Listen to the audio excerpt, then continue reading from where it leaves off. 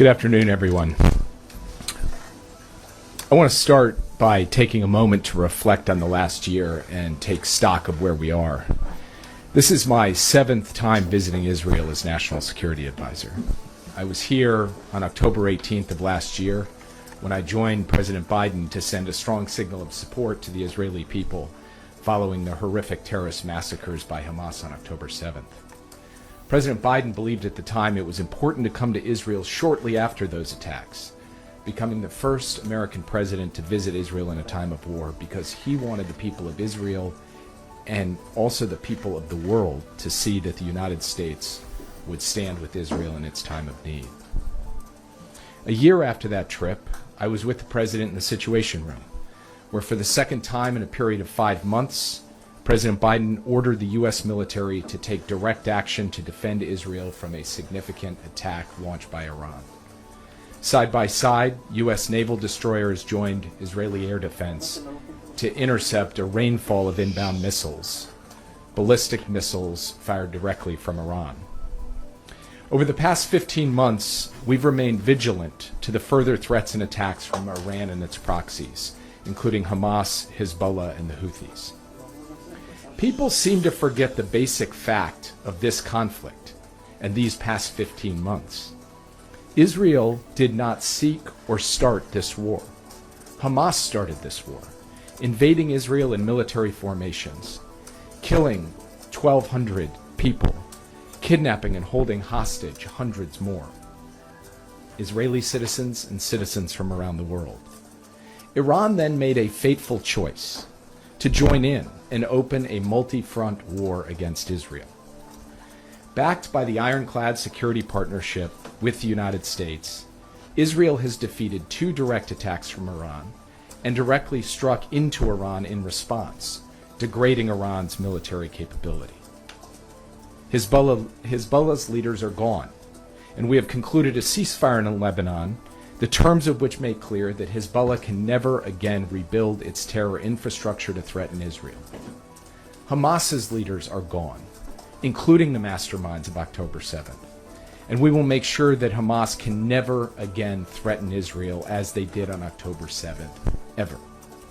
And now, the Assad regime in Syria is gone, removing the primary client state of Iran in the region and the lifeline to Hezbollah.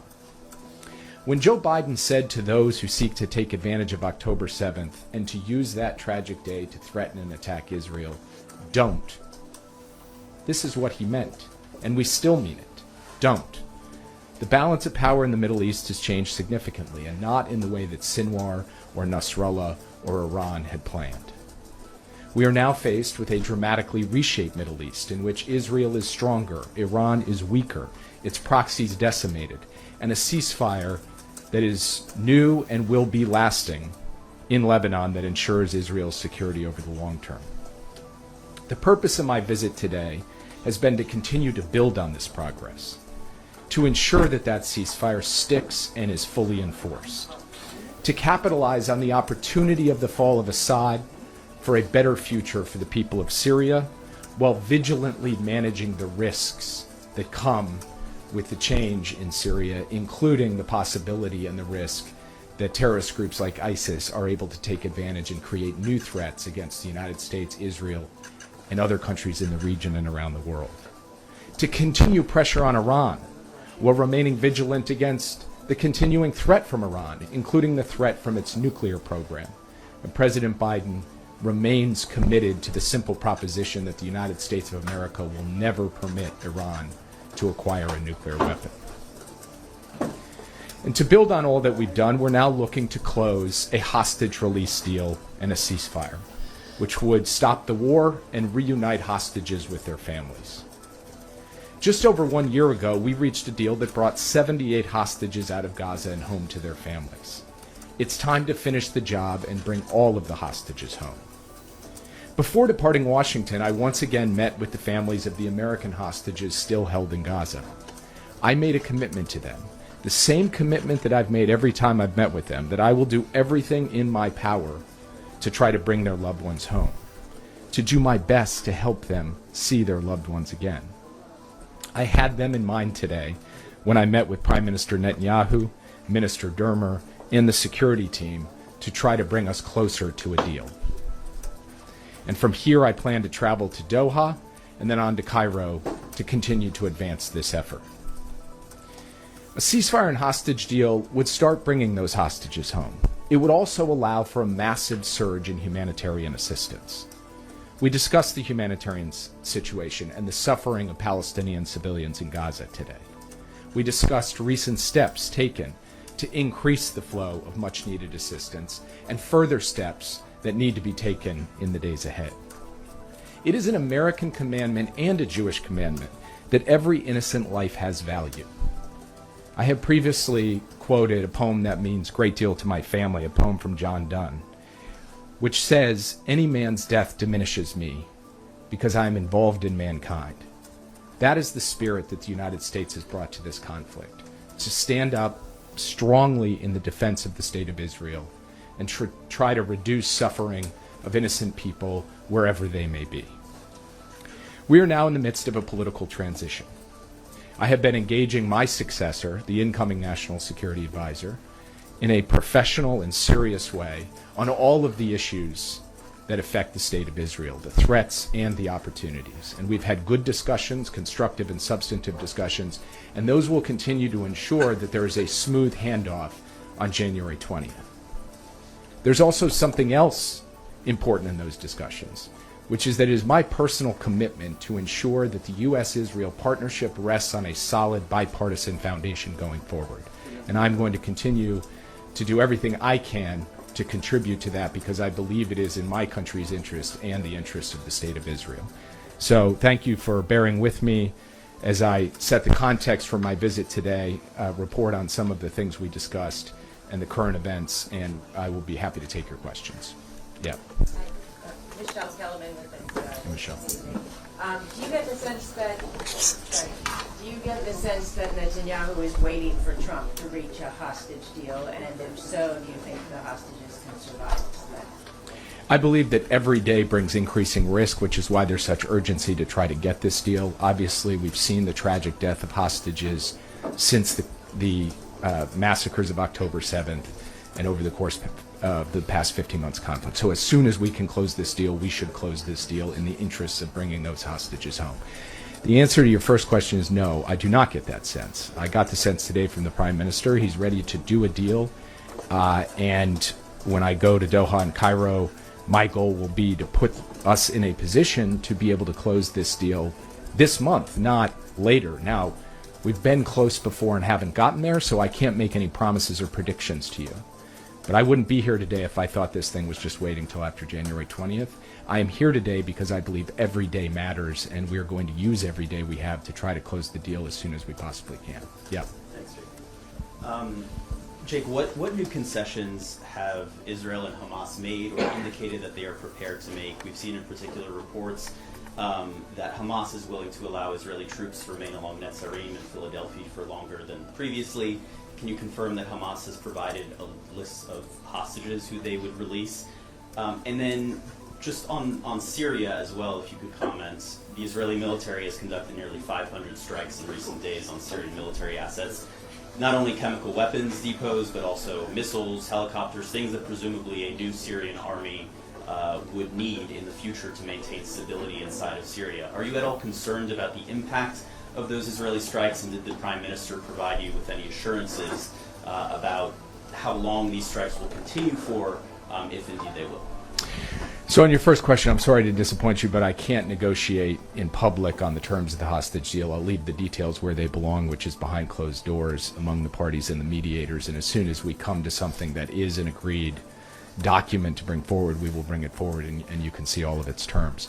With respect to Syria, what Israel is doing is trying to identify potential threats, both conventional and weapons of mass destruction, that could threaten Israel and, frankly, threaten others as well, and neutralize those threats. That is part of its effort to protect the country in the midst of a very fluid situation. We are in deep consultations with the Israeli government about where this goes from here, what that will look like in the days and weeks ahead. I'm going to leave it at that for now, but the efforts taken to date really have been focused on the types of capabilities that could represent a genuine threat to the State of Israel. Yeah. Hi, thank you so much. Owen Alterman from I-24 News. Two questions that are related. First of all, we've seen reports in the last few days of American-backed Kurdish troops that have been shooting at and been shot by Turkish-backed troops in northeastern Syria. What are the red lines of Turkish involvement in that part of the country from the perspective of the administration?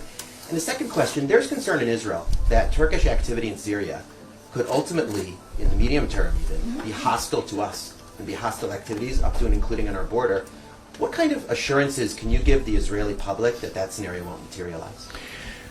So first, our commitment to our partnership with the Syrian Kurds, especially the Syrian Democratic Forces, is deep and resolute, and that commitment exists because we are in a partnership with them to fight ISIS, and they have been very capable counterterrorism partners, not just in suppressing the threat from ISIS, but also in holding ISIS terrorists in large numbers in detention facilities in eastern Syria, and we want to make sure that that ongoing work is not disturbed.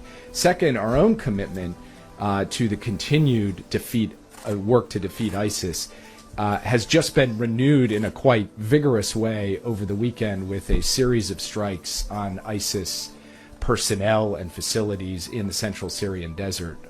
Dozens and dozens of targets that we hit with real intense American capability, B-52s. And what we are saying with that strike is we are going to continue to hit any ISIS threat where we find it, and we're going to work with our partners to do so. I have learned, maybe both the easy way and the hard way, not to speak about red lines in this part of the world publicly. So I do not intend to do so from this podium, but I do want to just make the point that we are engaged both in consultations with our Kurdish partners. In fact, General Kurilla was just recently very deeply in conversation with our Kurdish partners, and we are in conversations with Turkey as well about our expectations and about what we see as the best way forward. I think those conversations are serious, they're intense, they're ongoing. They have already produced some results, including this de-escalation around Manbij that both Turkey and the Kurds have kind of informally signed up to. All of that is tenuous, it is fragile, it is something that is going to require ongoing work and cultivation, and it is something that we will be very vigilant to as a top priority going forward. But beyond that, I cannot comment further today. What about assurances to the Israeli public about Turkish activity in Syria that won't be hostile to us? So we look at the situation in Syria as having a range of different risks presented, including the potential for fracture in that state, as well as power vacuums that can give rise to terrorist groups that can threaten beyond borders, as well as the potential for groups to be in charge in Damascus who bear hostile intent to outside forces, including to neighbors like Israel. All of those are possibilities. All of those are risks that President Biden has spoken to publicly and that we are dealing with partners on privately, including dealing with the Turks, who do have some measure of influence here, and where we have set out our views and expectations. But again, given the nature of the situation, given the sensitivity, given the urgency, it's important, I think, for us to be able to carry out those conversations behind closed doors. As we make progress in them, we will share with you the results. Yeah. Sanchez from NBC News. I know you're not going to negotiate in public here, but there does seem to be more flexibility from both Israel and Hamas right now. What do you attribute that to? Is it the killing of Sinwar? Is it the weakening of Hezbollah? Is it President-elect Trump injecting urgency into this? And just on Syria, the Israeli government is saying its presence in the buffer zone and outside of it, inside Syria itself, is temporary. Do you believe them that it's temporary? Did the Prime Minister give you a sense of what conditions would need to be met before Israel would withdraw? We didn't go into deep detail on the conditions other than to say that those conditions would require Israel to feel that the kinds of understandings that were in place before the fall of the Assad regime to ensure stability, predictability, and security for Israel are put back into place. And yes, we do have every expectation that it will be temporary. The Prime Minister, the Israeli government have made that point not just to the United States, but have made that point publicly. And we take them at their word that that is the intention here as we work through a new arrangement that can ensure that Israel is secure in light of the risks that have been laid out in previous questions. There are any number of reasons for why contexts change in negotiations, especially in a situation as fluid as this. But I would point out that Hamas's posture at the negotiating table did adapt following the announcement of the ceasefire between Israel and Lebanon. Why is that? It's because for months, we believe Hamas was waiting for lots of other actors and forces to come to their rescue, to come to their aid. And when we got that ceasefire, it was clear that the Northern Front had been decoupled from Gaza. And from that moment forward, we've had a different character to the negotiation. And we believe that it puts us in a position to be able to close this negotiation. It is also, of course, relevant that Israel's ability to meet so many of its military objectives in Gaza is relevant to the negotiation too, including the elimination of the top leader, Sinwar, other authors of that October 7th massacre, and the dismantlement, the destruction of the organized military formations of Hamas. So these are relevant considerations that we think have put this onto a plane where it could get done. Whether it does get done still depends on both sides ultimately signing on the proverbial dotted line. The last thing I will say with respect to the incoming administration is actually we've had, as I said in my opening comments, very good consultation and coordination with them, including on this issue, where we keep them apprised of how the negotiations are unfolding. We talk to them about how we can send a common message that the United States, no matter who's sitting in the Oval Office, no matter whose party's in charge, wants to see this ceasefire and hostage deal and see it now. That is all part of the American contribution to an effort to ultimately produce an outcome here. And we're going to keep working until we get it done. Yeah. Thank you, Mr. Sullivan. Ben Yaniv, Channel 14. Regarding the continuation of passage of humanitarian aid into the Gaza Strip, knowing what we know now that Hamas takes advantage of this aid and holds it as a leverage for his own rule, was it a mistake by your administration to push Israel to maintain the transport of humanitarian aid and by that to strengthen Hamas?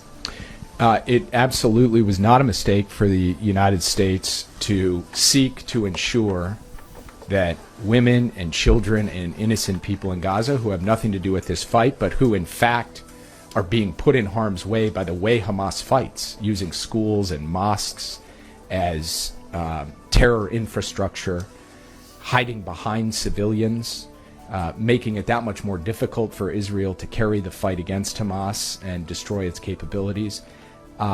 Those people deserve the basic sustenance of life. They deserve food, water, medicine, sanitation.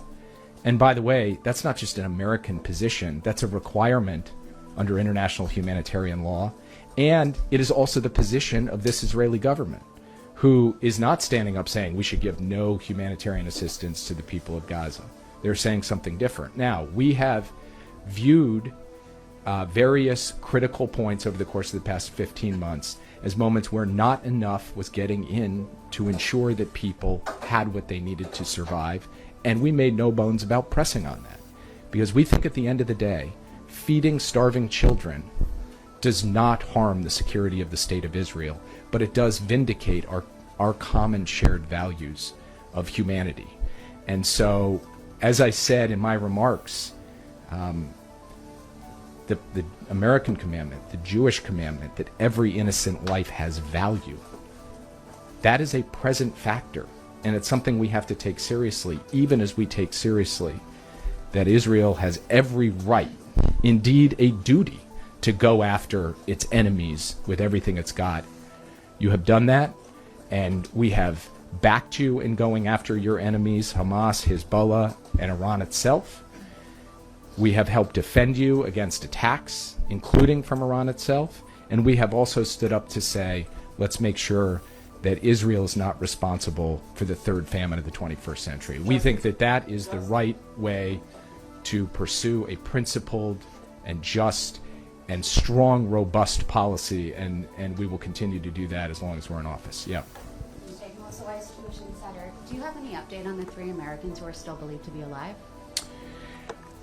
I only can tell you that we have received the tragic news about the passing of Gad and Judy and Itai and Omer all on October 7th. And of course, the god-awful killing of Hirsch during the course of this conflict. We believe the other 3 Americans are alive. We don't have a proof of life from such a short time ago that I can tell you that for certain, but we believe that they are. And of course, we saw the video of Idan Alexander. So we are operating on the proposition that there are 7 Americans being held in Gaza currently, 3 of them alive, 4 of them deceased, and we want to bring all 7 of them home. Yeah.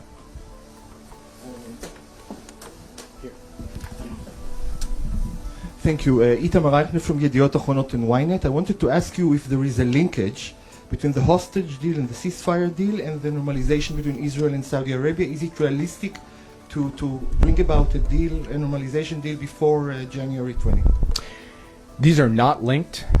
The ceasefire and hostage deal is something we are pursuing on its own because it is, we believe, a humanitarian imperative to bring the hostages home, and it is in the strategic interests of the State of Israel because all of its interests, its core interests, are protected in that deal. We also believe it's in the interest of the Palestinian people because it will allow for this surge in humanitarian assistance. So we are pushing for that deal on its own terms, for its own purposes, because we want to follow through on our commitment to do everything possible to get the hostages home. So there is no link there. Of course, we continue to believe in a long-term vision for the region of normalization and integration, and the President has laid that out. And everything we do, we want to point in that direction. But I don't have any updates for you today on the question of normalization. Yeah.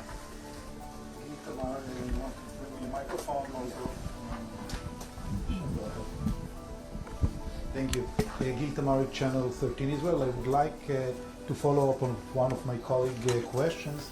The Prime Minister said today that Israel will continue to hold the territory in the buffer zone until there will be a government force in Syria that will be able to oblige to the 1974 agreement. And as you may know, this might take years. So I would like to know if the United States is satisfied with the long-term Israeli possession of the buffer zone, and also is the G7 statement relay also to Israel when it talking about the territory of Syria. And I know you cannot take us into the negotiation regarding the hostage, but can you give us the feeling?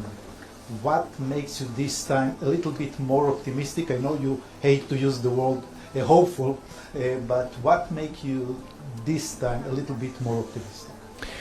So first on the question of Israel's move into that border zone in Syria, this is a fluid situation, fast moving. I would submit that everyone in this room, both sitting in these chairs and behind the cameras, was not thinking about the fall of Assad 1 month ago. So that's how fast things are moving. What Israel saw was an immediate threat.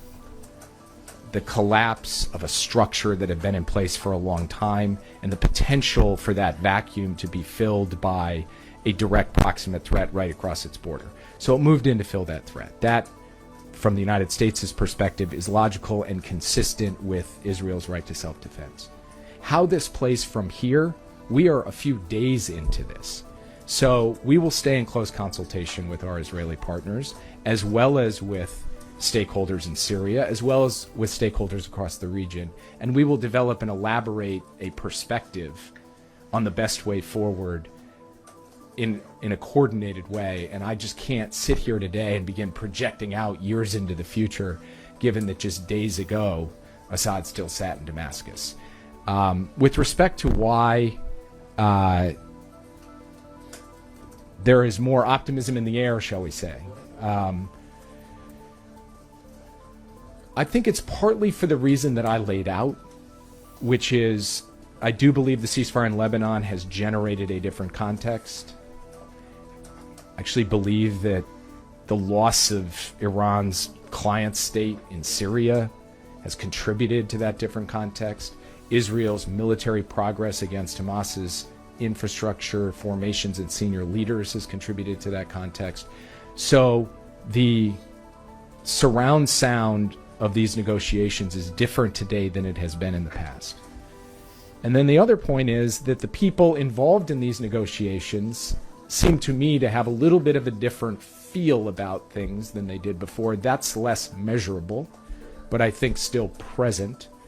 And so... Referring to the Prime Minister because you are not negotiating directly with Hamas. No, I'm not referring to the Prime Minister. I'm not referring to the Prime Minister. So those are the reasons why. But look, we have been in a place before where American officials have stood before podiums and said we are close, and we were close, but we didn't get there. I believe we are close again. Will we get there? It is not yet clear whether we will or we won't, but we are determined to try to drive this across the finish line. I'll take 2 more questions. Yeah. So as we get ready, Maya Hoffman from the Media Line, as we get ready to potentially, as you said, optimistically sign some kind of ceasefire for hostage deal that would be presumably with Hamas, and ultimately the goal was to eradicate Hamas, to move them politically out of ruling Gaza. As we sign the ceasefire, is there any indication or vision for Hamas continuing, therefore, to rule Gaza in some perspective, or do you have a vision of somebody else taking over in the interim? So if you go back to President Biden's speech in late May, laying out the terms of a phased ceasefire and hostage deal, the basic elements of and the basic framework of that deal are still live and part of the discussions that are happening today. In that speech, he said that this is a roadmap to end the war, and it's a roadmap to a future of Gaza without Hamas in power. Now, there's a lot of steps between here and there, which is why a deal like this proceeds in phases. But that has been the stated position of the United States government going back several months. What I would just say is the first thing that we need to do is get into the initial phase of the ceasefire and hostage deal, begin to produce the actual releases, the images of hostages being welcomed home to their families, as we saw a year ago with the 78 who were released. And then the terms of the deal are built on the idea that there will be ongoing discussions, diplomacy, negotiations to move from phase 1 to phase 2. So that's an ongoing process that will continue. Final question. Yeah. Thank you. You have said before that you believe Prime Minister Netanyahu is willing to reach an agreement.